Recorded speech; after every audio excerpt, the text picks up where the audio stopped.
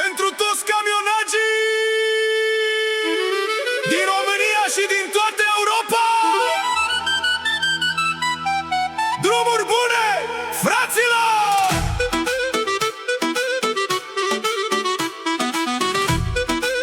Se aprinde motorul dis de dimineață!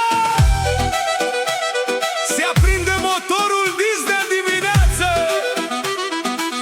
Pornim din nou spre o altă viață.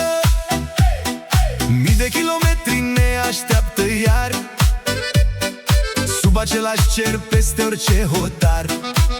Din nord până în sud, din est până în vest, șoseaua ne pune mereu la test. Dar mergem înainte cu fruntea sus, că drumul e viața ce ni s-a dat de dus.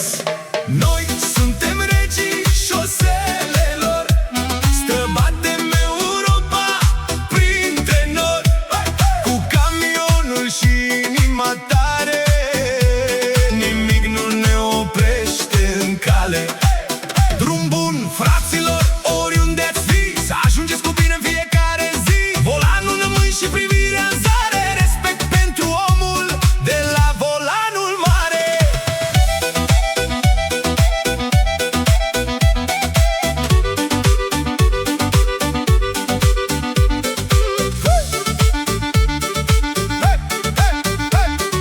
Plouă, ninge sau bate vântul greu, mergem înainte, acesta-i drumul meu.